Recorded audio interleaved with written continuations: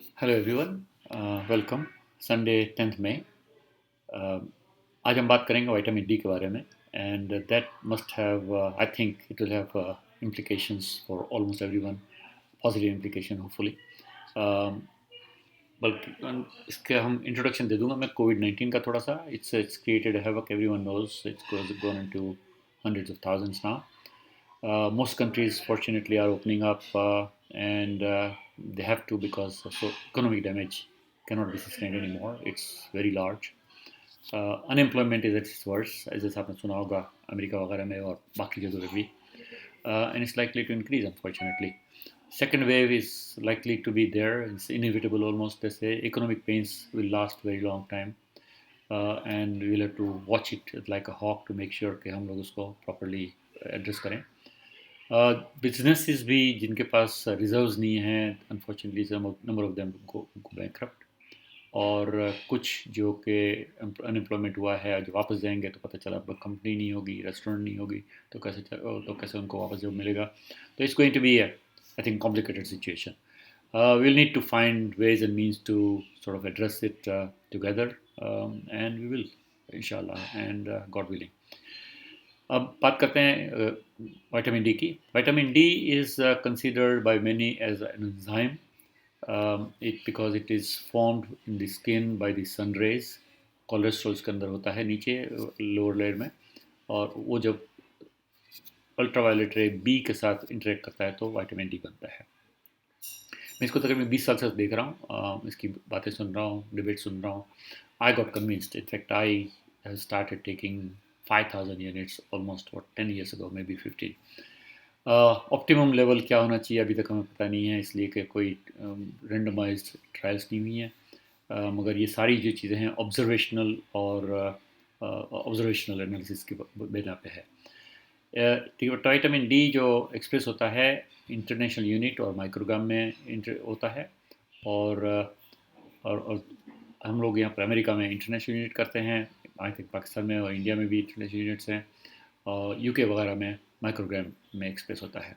Vitamin D deficiency America में खास करके देखें तो 42.5%, 6% are in whites are deficient, 69.2 Hispanics are deficient, and 82.1 blacks, African Americans are deficient in vitamin D. और deficiency के levels बताता हूँ.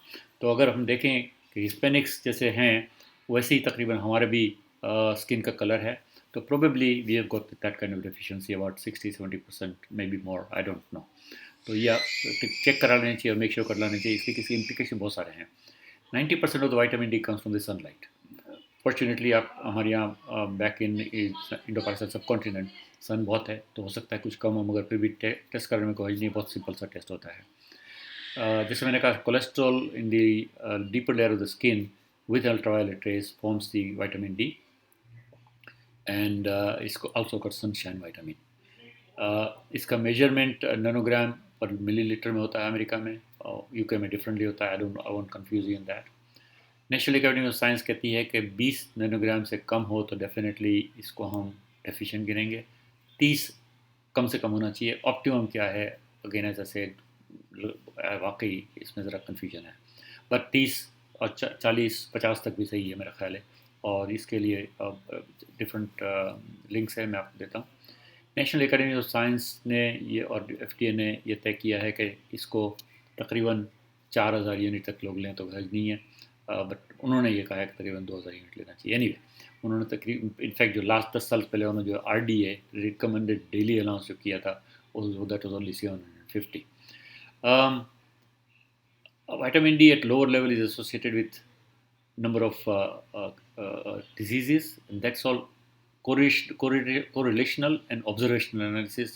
कोई कोई कोई स्टडी इसकी साइंटिफिक नहीं हुई है, मगर लगता ऐसा है कि इसका जो है इम्प्लिकेशन और इन्वॉल्वमेंट सारी डिजीज़ में है, बिकॉज इट्स सारे सेल इससे डायरेक्टली इफेक्ट होते हैं, और ये इसको हार्मोन गिनते हैं बहुत सारे लोग. अगर ठीक ठाक लेवल हो तो इसको प्रोटेक्शन मिलता है. कोलन कैंसर अगर 50% कम होता है, हार्ट डिजीज़ कम होती है, और रेस्पिरेटरी डिजीज़ पर्टिकुलरली जो कि हम कोरोना वायरस के हवाले से कहेंगे, तो ये लंग इन्फेक्शन होता है, अपर रेस्पिरेटरी ट्रैक्ट इन्फेक्शन होता है, और या लोअर होता है. इस सब में अगर बंदा लेता हो इनफ विटामिन डी तो उसको इतने इन्फेक्शन नहीं होते हैं रेस्पिरेटरी ट्रैक्ट और इतनी एंटीबायोटिक नहीं लेनी पड़ती जितनी नॉर्मली लेनी उसको पड़ती है। अगर 1000 यूनिट अगर सबको दिया जाए तो तकरीबन 50% तो population will have enough enough vitamin D level. अगर 2000 यूनिट दे दो तकरीबन सारे को पूरी हो जाएंगी। कुछ लोग कहते हैं वो कहते हैं कि 4000 यूनिट से ज़्यादा नहीं लेना चाहिए, मगर कुछ लोग कहते हैं कि 5000 भी लो और इवन 10,000 भी लो, which is again every one zone. आप अपने डॉक्टर से ज़रूर पूछ लीजिएगा टेस्ट कराने के बाद कि कितना लेना चाहिए। Sunbathing for few hours में करेक्ट एवरीथिंग, बट कितने घंटे we don't know. Don't get sunburn, अगर ज़रूरी हो तो सनस्क्रीन इस्तेमाल कीजिएगा। एक BMJ की स्टडी है, British medical journal which is very reputable journal, उसमें पिछले महीने जो पब्लिश हुआ है अबाउट स्वीडिश कैपिटल स्टॉकहोम में सोमाली बहुत हैं और Somali have got a very dark skin as you know, very like you must know. तो वो है तकरीबन 0.84% वहाँ की पॉपुलेशन स्टॉकहोम की सोमालीज हैं। और जब उन्होंने देखा कि ये कोविड का चक्कर शुरू हुआ तो उसमें वो देखा उन्होंने 5% of the patients are Somalis, and that's where they started looking at it. And another thing that they got was के फर्स्ट 15 डेथ्स में 6 सोमाली थे, which is almost almost 40% plus. तो ये ज़रा उनका ध्यान गया और this is what they have started, they have already published, and I think number of people must be working on this particular issue कि विटामिन डी का क्या रोल है। और भी उन्होंने वहाँ के स्टॉकहोम के देखे कि सोशो इकोनॉमिक फैक्टर्स जो हैं, सोमाली पुअर हैं, हैवी स्मोकर शायद हैं कुछ उनमें से, poor understanding of Swedish language शायद समझते नहीं कि क्या उन्होंने प्रिकॉशन लेनी चाहिए, और एथनिकली उनके पास बिना न्यूट्रोपिनिया भी ज़्यादा है। But these are all possibilities, but that doesn't mean कि 5 गुना उनके पास ज़्यादा हो जाए। तो और प्लस जो औरतें हैं वहाँ पर हिजाब पहनती हैं, that may be yet another reason particularly in women.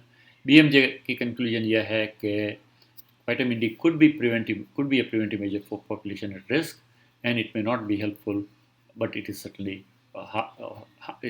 not harmful. ये मैं फिर से आपको दिखाता हूँ कि 80% ऑफ दी जो केसेस जो हैं उनको बहुत कम सिम्टम होते हैं, माइल्ड होते हैं, और उसमें से आधों को तो पता ही नहीं चलता है और वैसे ही वो ठीक हो जाते हैं और उनके अंदर एंटीबॉडी बनना शुरू हो जाती है, which is good. 14% are serious, 6% have need to have probably ventilators, and about 1% of them dies. ये दो लिंक है, आर्टिकल हैं, बहुत ही सलीस अंग्रेज़ी में लिखे हुए हैं, देख लीजिएगा अगर आपको समझ में आता है तो। ये मैं पोस्ट करूँगा उसमें। अगेन मैसेजेस, एल्डरली और वल्नरेबल ने घर पे रहना चाहिए, अगर काम पे जाते हैं तो 6 फीट का डिस्टेंस रखें, मास्क पहनें, हाइजीन सही रखें, हाथ धोते रहें, हाथ बल्कि जेब में रखें, और आपको कुछ नहीं होना चाहिए। देखें, अपनी ध्यान रखिएगा, and we'll meet again soon. All right, okay, good luck.